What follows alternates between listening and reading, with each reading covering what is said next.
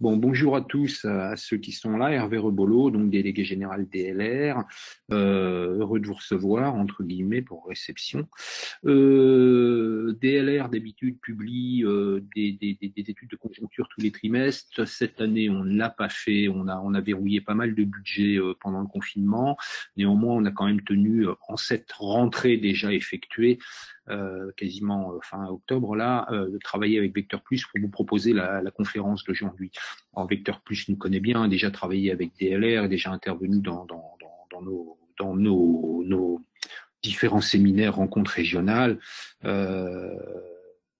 Et d'ailleurs, normalement, si la journée des métiers, dont vous avez reçu l'invitation il y a quelques jours, se tient bien le 1er décembre, on retrouvera Hervé Chevalier qui viendra poursuivre ce travail qu'on débute aujourd'hui. Alors, on va parler aujourd'hui de la conjoncture de la construction et notamment ce qui s'est passé depuis le début de l'année. Ensuite, à la journée du 1er décembre, Hervé Chevalier reviendra pour témoigner des projets en cours dans les régions et notamment d'une méthode que Vecteur Plus a mis au point pour transformer en matériel, en besoin de matériel, ce que veulent dire ces projets en région. Donc, ce serait extrêmement intéressant. Et puis surtout, ça va permettre de se projeter un petit peu et de dire quel est le potentiel en affaires pour les 6 mois qui viendraient. Alors, si jamais, pour des raisons administratives, on n'arrivait pas à tenir cette conférence journée métier le 1er décembre, on organiserait une conférence, un webinaire sous la forme qu'on a aujourd'hui. De toute façon, on s'arrangera pour communiquer vers vous. Et enfin, pour terminer cette petite introduction, sachez que l'intervention là de ce matin est enregistrée et que elle sera disponible sur la web TV DLR et qu'on l'enverra à nouveau aux participants. Voilà, j'en ai fini avec cette introduction déjà trop longue. Hervé, la parole est à vous. Merci pour le travail que vous avez effectué, que j'ai pu voir, que j'ai trouvé très intéressant et surtout que chacun pose les questions qui lui viennent à l'esprit. C'est à vous, Hervé. Merci beaucoup. Merci pour cette introduction effectivement et nous allons pendant à peu près 45 minutes parcourir des éléments de conjoncture sur les évolutions des chantiers depuis début janvier 2020. Alors, je rappelle, vous nous connaissez Vecteur Plus, je pense, donc je vais pas rappeler l'origine des données. Elle vient d'un scan systématique des permis de construire et des projets de construction et d'une veille aussi systématique sur les appels d'offres publics.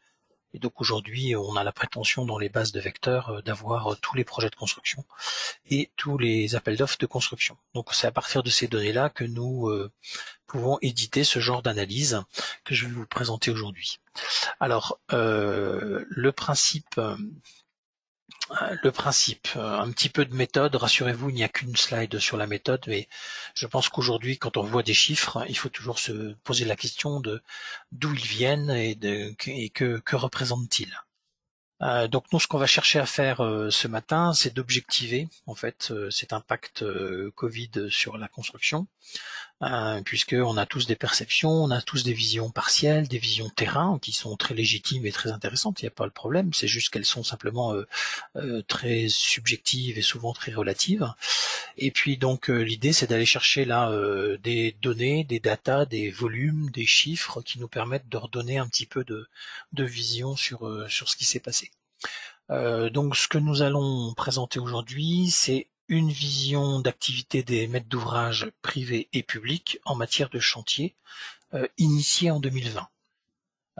Donc on va bien dans les chiffres que je vais vous montrer se concentrer sur les nouveaux projets de construction lancés en 2020. On va les comparer évidemment à 2019, on va faire un certain nombre de comparaisons pour redonner un peu de visibilité. Ces nouveaux projets de construction qu'on va positionner aujourd'hui dans le temps sont positionnés donc au moment où il y a remise des offres, c'est-à-dire au moment où les entreprises de travaux remettent des offres pour participer à ce projet de construction.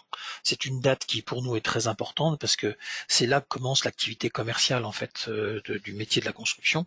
C'est au moment où l'entreprise de travaux ou l'entreprise générale postule, émet un devis, fait une proposition pour participer à un projet de construction. Et donc c'est différent. Parmi toutes les dates, c'est cette date-là qu'on a choisie pour positionner les projets. En tant que avec les offres que vous avez par rapport au matériel de construction, clairement, vous arrivez derrière, c'est-à-dire derrière ce devis de l'entreprise de travaux, il y a les besoins en matériaux, les besoins en matériel, et clairement, vous êtes derrière. Donc pour nous, les chiffres que je vais vous montrer, ce sont des opportunités, ce sont des volumes, ce sont des tendances qui devraient être celles, en tout cas sur le marché du neuf, qui devrait être celle du début 2021, au moins les 6 premiers mois de 2021. Donc ça, c'est dans ce sens-là où il y a une anticipation en fait de 2021 à travers ces chantiers. Je voudrais ajouter aussi un autre élément, c'est que nous ne parlerons pas dans cette analyse des chantiers qui sont en cours, qui étaient en cours déjà au 1er janvier 2020, qui se sont plus ou moins arrêtés suivant les confinements et dont les reprises ont été plus ou moins laborieuses, ce que vous connaissez par ailleurs, mais ce n'est pas du tout le sujet de cette intervention.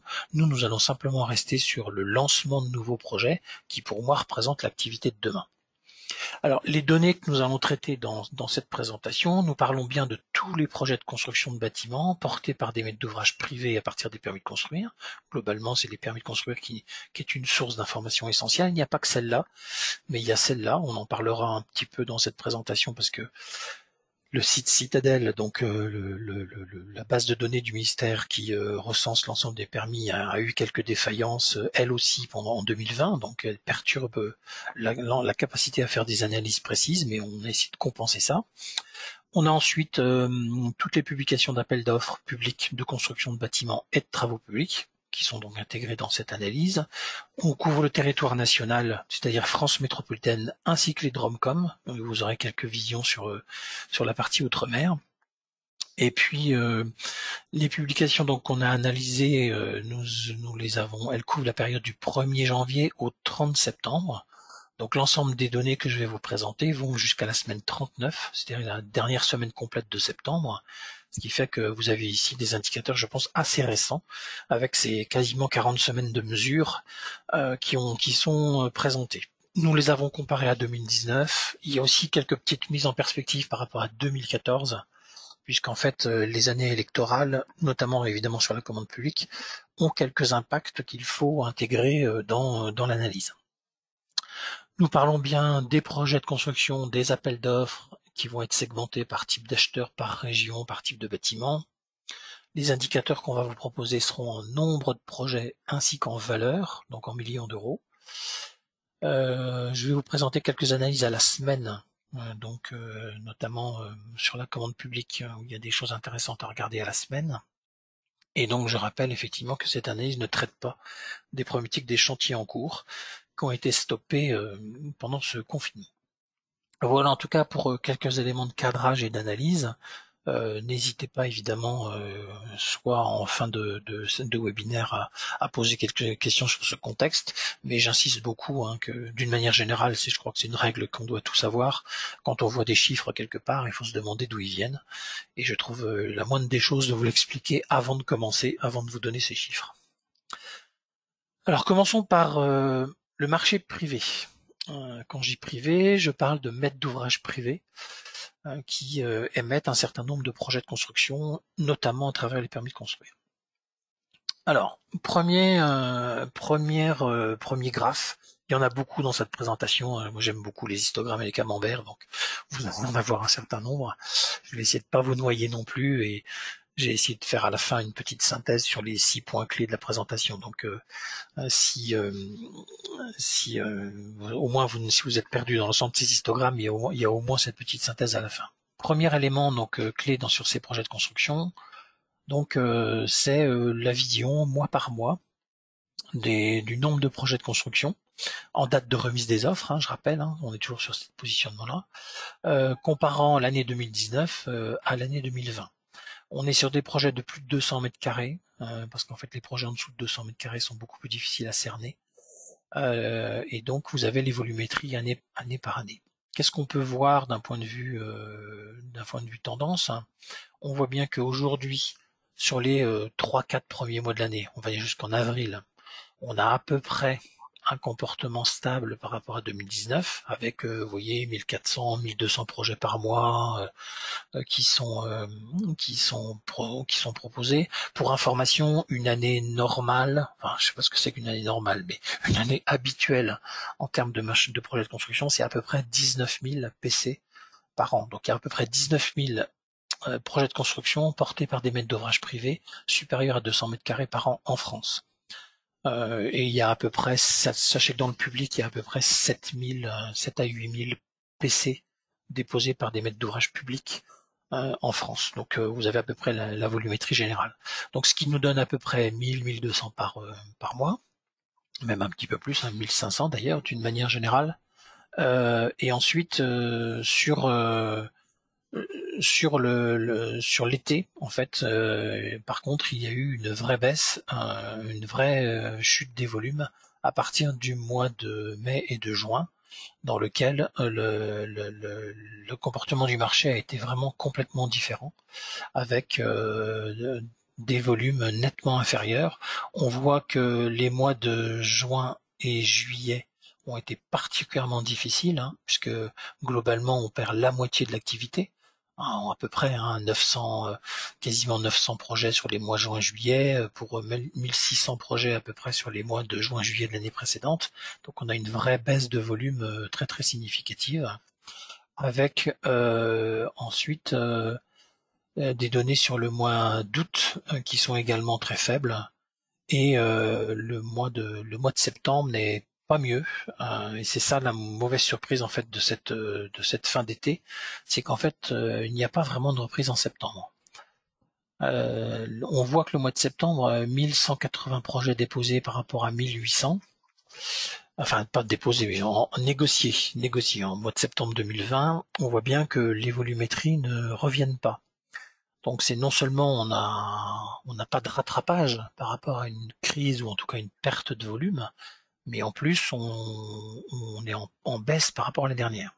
Alors, on va moduler ce phénomène-là en disant que l'année 2019 est une très très bonne année. Une très très bonne année. Le nombre de projets qui ont été lancés sont très forts, et du coup, l'activité construction, enfin vous le savez, dans le quotidien, l'activité construction sur 2019 a été vraiment très importante, et de nombreux projets ont été lancés. Donc on compare une année 2020 très perturbée par le Covid à une année 2019 qui était qui était très bonne. Donc évidemment, la différence est d'autant plus importante. Ce qui fait que si on cumule l'ensemble des projets depuis le 1er janvier, et donc si on sur la période janvier à septembre, on est sur un peu plus de 11 000 projets sur 2020 contre 14 000 projets en 2019. Donc globalement, on a perdu 22% de projets de construction sur cette période, ce qui était un élément de conjoncture assez factuel et assez cohérent, en tout cas dans ce que nous on peut ressentir. On sait qu'il y a des mois, on a vu des mois dans lesquels on parle de 40 ou 50% de baisse de volume, mais en fait depuis le consolidé depuis le 1er janvier, on est sur 22% de projets en moins par rapport à l'année précédente. Et puis ce qui pour moi est quand même embêtant, c'est le fait que septembre ne redémarre pas comme on aimerait que ça redémarre. Ça c'est plus embêtant, et pour moi ça laisse présager une année 2020 finalement toujours en demi-teinte, et je ne vois pas des volumes revenir en tout cas sur la fin de l'année. Il n'y a pas les signaux en tout cas qui vont dans ce sens-là. Alors je rappelle quand même pour moduler un petit peu l'exercice que, donc comme je le disais, Citadel a été perturbé dans la publication de ses projets, ses permis de construire, puisqu'en fait concrètement, Citadel entre le confinement, c'est-à-dire à partir de mi-mars jusqu'à fin juin, Citadel n'a fait aucune publication, n'a publié aucun permis de construire sur cette période-là. Donc l'ensemble des opérateurs s'est trouvé sans flux de données, et au mois de juin, juillet et août, ils ont tout d'un coup mis à jour les données sur les périodes précédentes. Alors évidemment, il y a une forme de régularisation, mais on peut penser quand même que certaines collectivités, puisque vous savez que les permis de construire sont remontés par les mairies, certaines collectivités n'étaient pas forcément aussi comment dire, diligentes et aussi sérieuses dans la remontée des permis. On a redressé certains éléments parce qu'il y a des choses qui étaient trop évidentes et qu'on a redressé, mais on peut imaginer quand même qu'il y a quelques petites pertes en ligne là sur certaines collectivités. Donc en tout cas, voilà ce qu'on peut dire sur la partie citadelle, qui peut peut-être aussi relativiser un peu les choses, mais c'est assez cohérent avec ce que nos clients nous disent et d'une manière générale les autres éléments qu'on a, notamment sur la partie commande publique. Alors, si je poursuis mon analyse sur la valeur cette fois-ci, donc là en fait, parce qu'évidemment un nombre de projets ça donne pas les surfaces et donc ça donne pas les envergures des projets. S'il y a beaucoup plus de petits projets ou si les gros projets sont stoppés, évidemment l'impact sur le marché n'est pas le même. Donc aujourd'hui, vous avez devant vous la même slide que précédente, c'est-à-dire mois à mois, non pas le nombre de projets, mais la valeur, donc les budgets de construction de ces projets, ramenés mois à mois et comparés à l'année 2019. Là encore, on est toujours en date de remise et toujours sur les mêmes références, les mêmes périmètres que précédemment. Donc on est sur un peu plus de 37 milliards d'euros comparé à 30 milliards d'euros sur la période 2020. Et donc évidemment, nous avons aujourd'hui une perte quasiment de 2 milliards qui ont été perdus sur cette période et qui en fait nous font perdre un volume relativement important sur ces 9 premiers mois, avec là encore des mois de juillet et août en forte baisse, mais aussi des petits projets sur les mois de février, même si le mois de février 2020 est supérieur à 2019, et en tout cas en termes de reprise en 2020, il n'y a pas plus de reprise. Autrement dit, ça veut dire que les petits et les grands projets sont touchés uniformément. Il n'y a pas il semblerait pas que l'approche soit, en tout cas sur le début de l'année, que l'approche soit différenciée entre les petits et les grands projets. Par contre, quand on regarde le T2 et le T3, qui sont nettement plus marqués en termes de baisse, on est sur une baisse en fait plutôt de 22% en fait depuis le début de l'année, contre 33% en volume. Ça veut dire qu'en fait les grands projets semblent un petit peu moins touchés cet été comparé à ce qui s'est passé l'année dernière. Voilà pour quelques éléments de volumétrie sur la vision mois à mois. Je vais me permettre de zoomer un petit peu sur les types de bâtiments, parce qu'il y a des petites différences dans ces types de bâtiments. Donc dans les deux graphes que vous avez sous les yeux, il y a la volumétrie de projets dans le secteur pour des bâtiments industriels, résidentiels et tertiaires. Sur les 9 premiers mois de l'année. Donc en fait, j'ai réduit les 2 années aux 9 premiers mois, et donc pour pouvoir comparer les volumes sur ces 9 premiers mois dans chacun des types de bâtiments. Vous voyez que sur les 19 000 projets par an, vous avez à peu près, enfin là c'est sur 9 mois, donc il n'y a pas les 19 000, mais vous avez la répartition à peu près en termes de projets.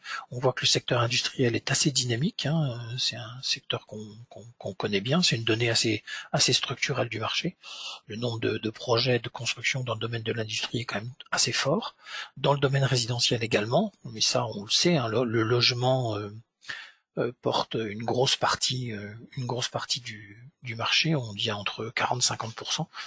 Et puis ensuite la partie tertiaire qui reste aussi un peu plus faible. Quand on regarde ces volumes comparés 2020 à 2019, on retrouve les baisses assez significatives qu'on a globalement. Par contre, qui sont un petit peu différentes quand on les regarde en valeur, puisque c'est par exemple ces 5694 projets de 2019 représentent 14,7 milliards d'euros de travaux. Et donc c'est comme ça que se lit ce graphe. Et donc on voit que finalement notre résidentiel il a pris un petit peu plus de place. C'est que les 5694 projets industriels pour 14,7 milliards, mais là il n'y a que 4911 projets résidentiels pour 14,7 milliards également de travaux. Donc on voit que les projets résidentiels ont des plus fortes valeurs en fait que des projets industriels en termes de bâtiments. C'est aussi assez logique. Donc ce qui redonne de la valeur au secteur résidentiel sur ce marché. Ce qu'on peut dire en termes de tendance, c'est que dans l'industrie, concrètement, on a donc 24% de projets en moins par rapport à ce qu'on et 29% en valeur de baisse. Donc des bâtiments industriels plutôt plus affectés par la crise. En résidentiel, on a 19% de volume de projets en moins et 15% en valeur. Donc effectivement, là encore, un résidentiel qui semble mieux s'en sortir, en tout cas une baisse de valeur moins importante, qui semblerait dire que finalement c'est des grands projets de logement qui ont été épargnés, en tout cas qui ont pu se réaliser. Et le tertiaire, lui, il est sur 24% de perte de projet et 20% en valeur. Donc là encore, des grands projets tertiaires qu'on semble être épargnés. Donc dans ce périmètre-là, ce que je dirais, c'est que finalement le résidentiel a l'air de s'en sortir un petit peu mieux. En tout cas, il est moins en chute que l'ensemble des autres secteurs d'activité. Et puis dernier point sur cette partie privée, une vision par région. Alors, quand je parle des régions, je parle des régions d'exécution des travaux, donc le lieu de construction du projet. Et cette vision régionale est en fait pleine de surprises. La première surprise, donc là vous avez sous les yeux la volumétrie comme sur le graphe précédent, c'est-à-dire les 9 premiers mois de l'année pour chacune des 13 régions françaises, comparant 2019 à 2020. Et en valeur. Donc là, on est en milliards d'euros pour chaque région. Donc ça se lit de façon assez simple en disant que en 2019, l'Auvergne-Rhône-Alpes était à 4,6 milliards d'euros et en 2020, elle est à 4,5 milliards d'euros. Donc elle ne perd que 3% de son marché sur ces 9 premiers mois de l'année. Donc déjà, premier constat, l'Île-de-France, l'Auvergne-Rhône-Alpes, les Hauts-de-France sont des régions assez fortes. On les voit qu'elles se détachent clairement, donc ça vous donne aussi une vision relative en fait des différentes régions. Et puis surtout, la grande surprise quand moi je produis ce document et cette analyse et qu'on regarde dans des comportements régionaux, c'est quand même des comportements régionaux extrêmement divers. On a une très forte disparité. On a des régions qui globalement s'en sortent bien. J'ai même une positive, les Dromcom qui sont positives à plus 1%. Et puis des gens qui sont à moins 1, moins 3, moins 5. On va dire que ça va, quoi. C'est pas dans le monde d'aujourd'hui, c'est plutôt pas mal. Et puis on a des régions où c'est catastrophique, avec évidemment les Hauts-de-France à quasiment la moitié, moins 49%. Donc là vraiment des chutes tout à fait significatives sur ces régions-là. Et quand on regarde, en fait, on voit bien que les crises sont assez sévères sur les Hauts-de-France, le Grand Est, les Pays de la Loire, qui sont globalement les régions les plus touchées. La Corse, évidemment, aussi, mais je vais relativiser la Corse parce que d'abord, son volume d'activité est faible, donc les différences sont tout de suite plus marquées avec ce volume d'activité.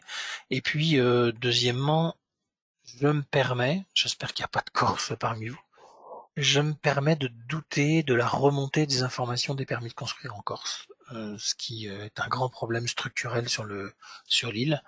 Et donc, du coup, le moins 71, je vais le relativiser, mais ne répéter à personne, évidemment. Mais en attendant, c'est quand même une donnée qu'on doit prendre en compte pour relativiser ce chiffre. Donc en tout cas, Hauts-de-France, Île-de-France, moins 49, moins 23% sur l'Île-de-France sur les nouveaux chantiers, moins 41 dans le Grand Est, et moins 39 dans les Pays de la Loire, donc c'est quand même des choses tout à fait significatives. Et puis moins 27 en PACA, là aussi des choses assez importantes. Mais on voit quand même qu'il y a des comportements régionaux vraiment très différents et des régions qui clairement s'en sortent mieux en termes de nouveaux projets de construction sur 2020. Alors voilà ce que je souhaitais vous dire déjà sur la partie privée. donc ce marché privé de la construction. Dans le bâtiment, qui représente à peu près 140 milliards d'euros de chiffre d'affaires par an, il faut compter qu'il y a à peu près moitié de neuf et moitié de rénovation, et il y a à peu près, on va dire 60%, 2 tiers de privé, 1 tiers de public, en termes de taille du marché. Le marché du TP est un peu différent. Le marché du TP, c'est à peu près 40 milliards d'euros. Et il y a à peu près 75% de public et 25% de privé, en termes de mètres d'ouvrage portant les projets. Donc ça vous donne les grands équilibres aujourd'hui sur ces marchés. Donc le marché privé sur le neuf en bâtiment est évidemment très important à suivre, mais également le marché public de la construction, dans lequel la partie TP représente une part non négligeable. Alors sur ce marché public de la construction, qu'est-ce qu'on peut dire? Alors je vous ai proposé une vision un petit peu différente pour commencer, une vision à la semaine. Parce que la publication des appels d'offres à la semaine est assez significative sur la commande publique.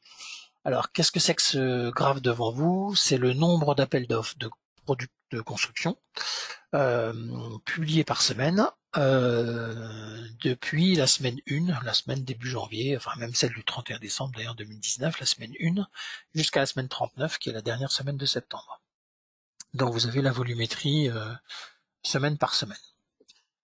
Bon, je crois que le graphe parle de lui-même. On a d'abord la semaine 12. La semaine 12, je vous rappelle que c'est la semaine du 15 mars. Donc la semaine 12, c'est le dimanche 15 mars des élections plus le 17 mars du confinement. Donc là, c'est la catastrophe. On passe de 2200 AO par semaine à peu près à 1000. Pour résumer, donc on divise de plus que par 2, je crois qu'on a 40, je crois que le chiffre qu'on a sorti au plus dur, c'était 39%. La semaine la plus difficile, en tout cas sur la construction, c'est la semaine 13 d'ailleurs, c'est pas la semaine 12, c'est la semaine suivante. On doit être à 39% d'une activité normale. Alors, certains diront quand même 39%, finalement, il y a quand même eu des publications. Oui, c'est vrai, c'est pas zéro. On a eu des clients qui pensaient que c'était zéro, en fait, qu'il n'y avait plus rien. Non, il y a quand même eu un peu de publication. Alors il y a eu beaucoup d'avis rectificatifs, beaucoup de changements des appels d'offres, mais en tout cas c'est pas zéro, mais c'est une chute de 60%. C'est-à-dire globalement c'est presque la même chose que ce qu'on a raconté sur le bâtiment à l'instant sur les mois de septembre et d'août, par exemple. Et puis bon, le confinement a quand même le choc des 2 premières semaines est passé, on est remonté, et puis on a été déconfiné en semaine 20, début mai. Pour retrouver un volume tout d'un coup de 2380. Alors ça nous a fait très plaisir ces 2380 quand on les a vus arriver, parce qu'on retrouvait les volumétries avant le confinement. Et puis le mois de mai, il est haché, il y a des ponts, il y a eu pas mal de petites semaines, de semaines de 4 jours sur ce mois de mai, donc 1008, 2100, donc des semaines un peu bizarres. Puis le mois de juin arrive, on remonte à des 2006, 2005, donc là encore des bonnes valeurs par rapport à ce qui s'est passé avant le confinement. L'été se dessine, on arrive en juillet, pouf, là on a une chute. Là, du coup, la chute de juillet est pas tout à fait normale, parce que normalement, on a des choses un petit peu plus fortes sur juillet, avant justement le départ en congé. Et puis les vacances, bon là les vacances, on va pas se plaindre, c'est toujours comme ça. Et puis septembre arrive, et là encore, grosse déception. Depuis le mois de septembre, en fait, les volumétries d'appels d'offres ne repartent pas. Alors, vous noterez qu'avant le confinement, on est à 2002-2003 AO par semaine, et là on descend même si on est à 2000 là, ou 1942 là pour la dernière semaine de septembre, c'est quand même pas des chiffres de folie. En tout cas, ça ne dénote pas la dynamique qu'on imaginerait retrouver après cette période de perturbation. Donc clairement, on a une vraie résistance, ou en tout cas de vrais blocages dans la publication d'appels d'offres. En plus, dans ces appels d'offres, il y a des projets d'investissement, mais il y a aussi des travaux d'entretien. Donc il y a toute une série de travaux d'entretien qui doivent paraître. Donc là, on sait que l'acheteur public n'a pas le choix. Et les projets publics de construction neuve, en fait, sont un petit peu réduits. Alors vous savez qu'il y a un phénomène de seuil dans la commande publique, un seuil à partir duquel là, il y a une obligation de publication d'appel d'offres. Ce seuil est monté à 40 000 euros au 1er janvier au lieu de 25 000 l'année précédente, mais sur les marchés de la construction, l'impact du seuil est très faible en fait. Donc il y a il n'y a pas vraiment d'impact de ce seuil sur la commande publique. Voilà ce que je voulais effectivement vous dire. Je vois quelques questions, je vois quelques questions. Effectivement, j'ai vu des erreurs dans les dates et dans les chiffres. Je vais regarder ça tout à l'heure. Et deuxièmement, j'ai vu une question sur le côté, est-ce qu'on aura la présentation? Oui, la présentation vous sera diffusée. Elle sera d'abord le webinaire est enregistré, donc Hervé Rebello l'a signalé il sera remis à disposition sur le canal TV de DLR, et puis le PDF sera disponible. Je le mettrai à disposition d'Hervé Rebello à voir avec vous pour l'obtenir. Donc voilà ce que je voulais vous dire sur semaine par semaine sur cette dimension sur cette vision effectivement de la construction. Alors, qu'est-ce qu'on peut dire maintenant d'un point de vue consolidation de la donnée depuis le mois de septembre pour retrouver les chiffres que vous aviez vus sur la partie maître d'ouvrage privé. Voici les volumes mois par mois. Avec en gros, ça reprend les différentes semaines reconsolidées sur les mois, hein, pas de surprise là-dedans. Donc on est sur 74 000 lots en fait, appels d'offres de construction sur les 9 premiers mois de l'année en 2020 contre 110 000. Donc globalement, on a une baisse de 33% du nombre d'appels d'offres, donc contre 22% sur les projets, hein, je rappelle sur les projets privés, donc une baisse plus importante sur la partie publique. Et puis un chiffre d'affaires de 32 milliards au lieu de 42 milliards, donc là on perd 10 milliards effectivement sur cette partie-là, c'est-à-dire à peu près 22-23%. Donc là par contre à peu près les mêmes valeurs que sur la construction privée.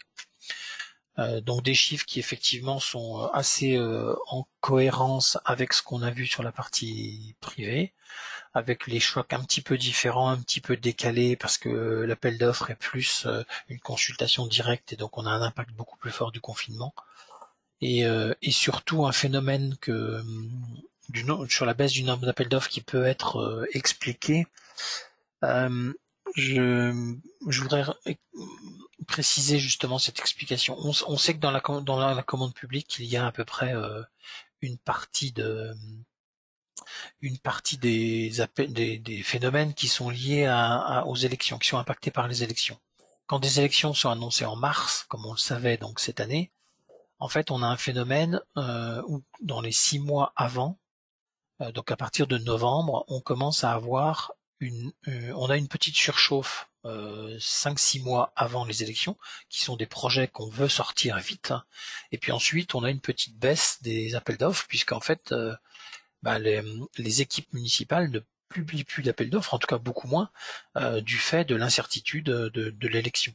Et donc cette baisse, on la voit par exemple très bien ici sur ce graphe, avec les mois de janvier et février où en fait on n'était pas Covid, en tout cas pas officiellement, même si on sait maintenant que officieusement en fait on était déjà dans une crise Covid, mais on n'était pas officiellement dans ce confinement, dans ce blocage, et on avait déjà une perte, vous voyez, de quasiment 700 AO là sur le mois de janvier, et puis quasiment 3000 sur le mois de février. Donc on a effectivement un phénomène qui est lié au phénomène préélectoral, et donc qui n'est pas une baisse liée à la crise Covid, qui est une baisse que je vais qualifier de normale. Quand on regarde les chiffres de 2014, on est exactement sur les mêmes phénomènes.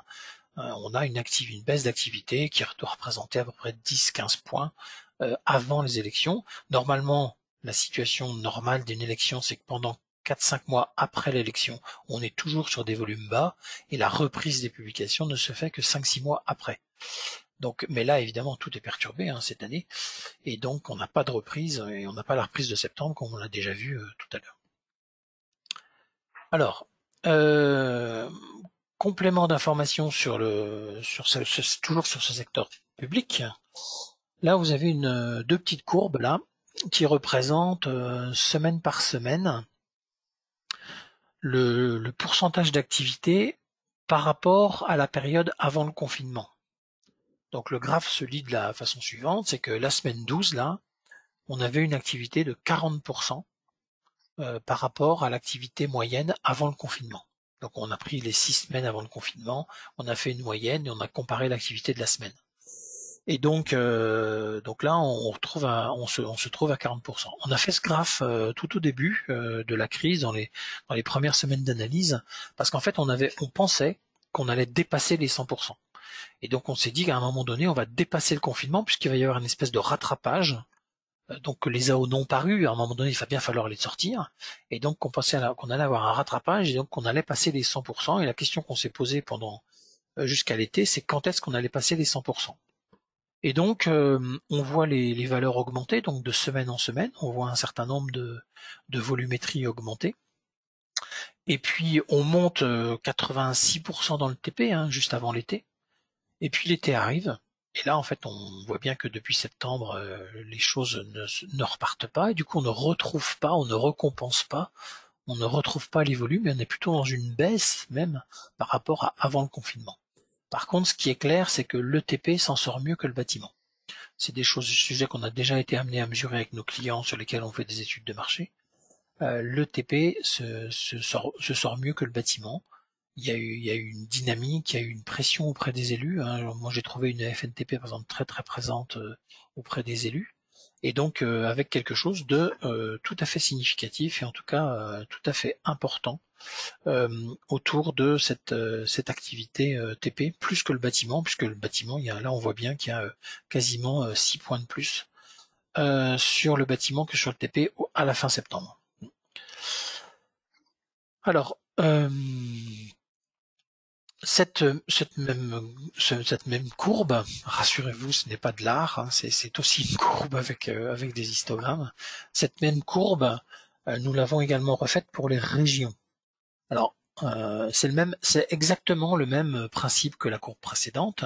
C'est de semaine par semaine, de la semaine 12 à la semaine 39, le pourcentage d'activité dans chaque région par rapport à l'activité avant le confinement. Donc on a ramené toutes les régions dans un même référentiel qui permet de les comparer, parce qu'évidemment,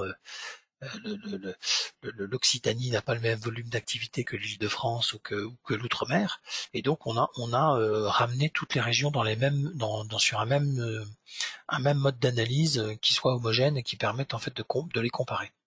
Donc qu'est-ce qu'on voit? On voit bien le pic, hein, la remontée, hein, tout le monde remonte bien jusqu'aux semaines 30, là, semaines 30-31 qui sont les semaines les plus importantes.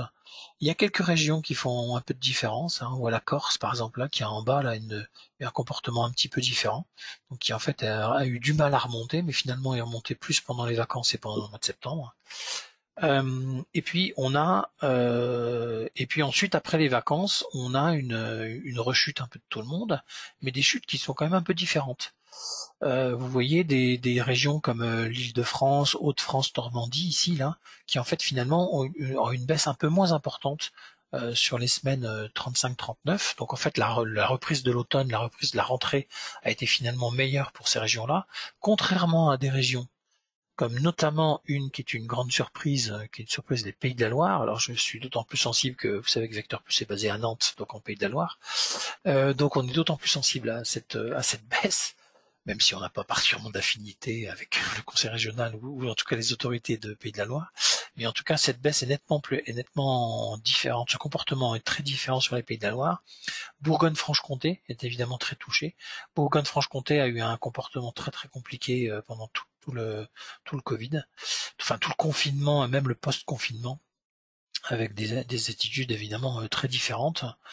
On a vu que dans le privé ils s'en sont mieux sortis, mais sur la partie publique il y a un certain nombre de difficultés.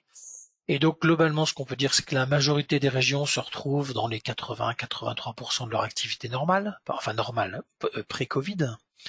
Et puis on a des régions en difficulté, comme la Bourgogne-Franche-Comté, Pays de la Loire, avec même la Corse, on va inclure la Corse dans ces zones en difficulté. Je rappelle que la Corse ainsi que les Pays de la Loire étaient des zones en difficulté sur la partie privée, on l'a vu tout à l'heure. Et puis, crânant fièrement en première place, on a l'outre-mer qui finalement, avec 92%, retrouve un niveau d'activité, je veux dire, quasi similaire à avant le confinement, avant les semaines 12, donc sur les 2-3 premiers mois de l'année.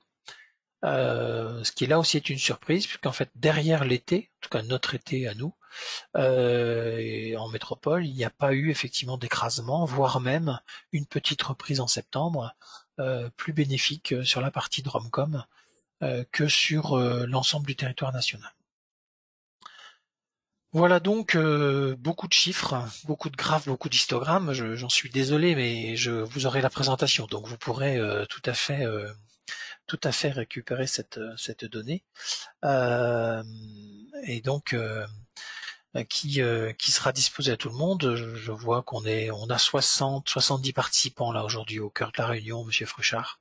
Je me permets quelques private, non pas joke, mais en tout cas conversation avec quand je vois des questions effectivement arriver, quand j'arrive à les voir pendant ma présentation.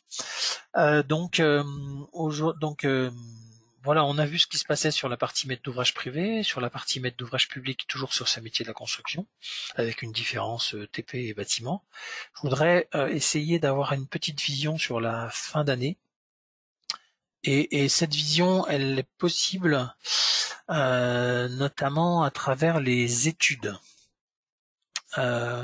Clairement, quand on regarde la commande publique sur les études BTP, qui sont quand même les signaux, l'ingénierie du bâtiment, toute la partie maîtrise d'œuvre et ingénierie de bâtiment, la bonne surprise depuis la sortie de l'été, c'est une reprise des volumétries d'études.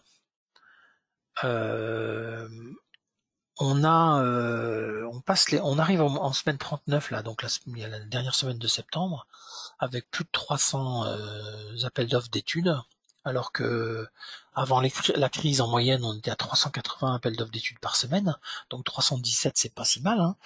Et en tout cas une tendance sur les dernières semaines à la remontée. Donc ça peut être un signe intéressant, en tout cas sur la partie commande publique. Sur la partie privée, c'est difficile de connaître un petit peu les tendances. Les dépôts de permis de construire sont des données qui ne sont pas fiables parce que les dépôts de permis ne sont pas remontés par les collectivités locales. Les collectivités remontent plutôt les permis accordés et pas forcément les permis déposés, contrairement aux obligations légales. Je sais que c'est obligatoire, mais c'est pas ça la vraie vie. Et donc c'est assez difficile sur le privé. Je suis un petit peu plus pessimiste moi sur le privé, parce que les volumétries de septembre sont quand même pas bonnes. Nous, les projets qu'on connaît à date, c'est-à-dire parce qu'évidemment chez Vecteur, on connaît un flux de projets qui vont se faire dans les mois à venir. Les projets connus à date ne sont pas si importants que ça, comparés à la même période, par exemple, de 2019. Alors, le problème de 2019, je le rappelle, c'est que c'est la bonne année 2019 qui fait qu'on compare une année sympathique à une année dramatique. Donc évidemment, le choc n'est pas très favorable à cette comparaison. Donc le public, les études semblent repartir. Il peut y avoir des choses intéressantes. On a vu que les appels d'offres, par contre, de travaux ne repartaient pas. Le privé, moi, les chiffres qu'on a nous chez Vecteur, en tout cas sur les projets connus à date, c'est pas folichon, c'est pas une embellie en tout cas, ça c'est sûr. Donc à voir comment tout ça va se combiner sur les semaines à venir. Alors pour essayer de synthétiser cette présentation et surtout de vous ramener quelques points clés à retenir, moi je vous propose ces 6 points-là. 22% de moins sur les projets privés, 33% sur les projets de construction. Je vais moduler le fait que les projets publics de construction sont impactés par l'effet préélectoral, donc c'est pas tout à fait ça. Si on dit qu'il y a 12-15 points qui sont liés au problème électoral, on voit bien que globalement on a entre 20, moins 22% de projets en moins sur les projets de construction globalement, si on cumule la partie publique et privée et qu'on module le public avec le phénomène de préélectoral. Donc ça c'est en nombre de projets. On sait qu'en valeur on suit à peu près, peut-être un peu plus bas, enfin une baisse un peu plus faible sur la partie privée, puisqu'on voit bien que les gros projets sont quand même plutôt préservés. Le mois de septembre ne marque pas le retour des projets. Je crois qu'il faut le dire clairement, ni dans le public ni dans le privé. On n'a pas aujourd'hui en septembre une reprise d'activité, c'est très clair. Régionalement, moi je trouve que les Pays de la Loire sont vraiment très touchés. Quand on regarde le cumul privé et public, on a des Pays de la Loire fortement touchés, alors qu'on a l'outre-mer qui s'en sort plutôt mieux. Le TP semble plus dynamique que la partie bâtiment, surtout en sortie de crise, surtout sur la partie septembre. J'ai pas mentionné, mais les études et l'ingénierie TP est assez dynamique. Il semblerait que ce soit elle qui soit responsable de la dynamique des études publiques. Donc c'est plutôt le TP qui semblerait mieux s'en sortir en tout cas que le bâtiment. Et si on devait jouer à Madame Irma sur l'année 2021, ce qui est évidemment un exercice toujours très dangereux, on voit bien que les grands projets s'en sortent plutôt bien. Il y a des régions quand même qui s'en sortent bien, le secteur TP et puis le public quand même, parce que le secteur public est officiellement soutenu par un plan de relance. Plan de relance qui forcément va avoir un certain nombre d'impacts. On n'arrive pas à déterminer si la reprise des études est liée au plan de relance, mais en tout cas le plan de relance devrait quand même avoir un impact, et quand même plutôt sur le public que sur le privé. Donc moi je parierais plutôt sur de grands projets publics, et dans certaines régions un petit peu moins touchées, qui visiblement ont joué plus le jeu de la dynamique, en tout cas ont mieux résisté, pardon. Bon, je ne sais pas si elles ont pu jouer le jeu de la dynamique, mais en tout cas elles ont mieux résisté à la conjoncture que d'autres régions. Voilà ce que je voulais vous dire sur cette présentation de conjoncture. Hervé, je ne sais pas si vous avez quelques commentaires ou compléments. J'essaie de parcourir les quelques questions que j'ai pu voir. On me demande des envois par mail. Hervé, vous me direz comment vous voulez que je gère ça. On s'en occupe. D'accord, parfait. Quelques erreurs dans les dates, je vais corriger tout ça. Des éléments, des couleurs qui ne correspondent pas. Ah oui, c'est peut-être effectivement, des fois les tableaux Excel nous jouent des tours. Je vais corriger ça effectivement aussi dans les couleurs avant de vous l'envoyer. Disponible PowerPoint et webinar. L'enregistrement, alors au-delà du PowerPoint, l'échange et l'intervention est enregistrée et donc sera diffusé comme on l'a dit tout à l'heure. Voilà pour les quelques questions que je vois, que j'ai vues, que je reprends de ce qui a été échangé dans la participation. Vous êtes toujours à peu près le même nombre qu'au début, donc ça c'est toujours un grand signe quand on est présentateur de savoir que on n'a pas perdu trop de monde pendant la séance. À partir de quelle source calculez-vous vos données, me demande-t-on. Eh bien, en fait, les sources, donc j'ai un petit peu parlé de ça dans notre partie en introduction sur les données. Donc, chez Vector Plus, nous captons tous les appels d'offres publics tous les jours. Donc, nous avons 100% des AO, hein, il n'y a aucune ambiguïté là-dessus. Et nous avons 100% des projets privés de construction, puisque nous les captons à la fois par les flux Citadel et par d'autres sources. Je vous rappelle que Vector Plus fait partie du groupe InfoPro Digital, donc le Moniteur, le Salon des maires, etc. Donc nous avons un certain nombre de sources qui nous permettent de capter des projets que nos équipes qualifient et enrichissent. Donc aujourd'hui, ce sont les deux principales sources. On est quasiment certain d'avoir 100% des permis de construire, enfin 100% des projets de construction, pardon. Parce que c'est que les permis, c'est un phénomène un petit peu aléatoire. Enfin, Citadel n'est pas toujours très fiable, donc on est obligé de compenser Citadel par d'autres sources. Donc 100% des projets de construction et 100% des AO, on est certain de ça. On n'a pas toujours 100% des données sur chaque projet, ça je vous l'accorde, mais par contre on a tous les projets, ça c'est certain. Donc du coup, ce qui nous permet de faire cette analyse. Voilà. Et donc dans mon équipe de chargés d'études, j'ai une quinzaine de chargés d'études, data scientists, statisticiens, qui font ce genre d'études pour le faire pour le faire. Alors, Monsieur Fruchard demande si cette étude sera remise à jour à la journée des métiers. Oui et non. Oui, parce qu'effectivement, on va effectivement évidemment, nous sont des indicateurs qu'on produit tous les mois hein, pour nos clients sur la partie analyse de marché. Donc, on produit ces données dans un flux très très régulier. Donc, évidemment, on va utiliser ces derniers éléments pour la présentation du mois de décembre. Par contre, la présentation du mois de décembre va être plutôt centrée sur le fait que ces projets de construction nécessitent du matériel de construction. Et donc, nous avons construit un modèle qui nous permette de passer du projet aux besoins en matériel, avec les types de matériel, des types de matériel. Et donc, nous avons transformé tous les projets que nous connaissons en besoins en matériel. Et donc, nous allons vous présenter non pas le marché de la construction, mais le marché des besoins de matériel de construction pour la construction neuve. Hein. Et donc, nous avons et la bonne nouvelle, c'est que les premiers éléments montrent que nous sommes assez cohérents avec ce que vous avez dit à DLR sur la valeur de vos prestations, enfin l'ensemble du métier. Nous sommes à peu près sur ces milliards d'euros que vous avez identifiés avec DLR. Et nous allons les répartir par région, par type par différentes choses, quoi. Nous allons pouvoir avoir des visions régionales du marché et puis des tendances surtout, puisqu'en fait ils sont liés à ces projets. Donc c'est oui, il y aura un peu de mise à jour, mais ce sera des sujets un petit peu différents en fait. Hervé, des questions, des commentaires, ou est-ce que vous avez des choses que vous vouliez peut-être préciser non seulement pour moi ou pour les participants? Non, pas spécialement. Vous venez de le faire. J'allais reparler de la journée métier, ce que vous aviez prévu de nous proposer.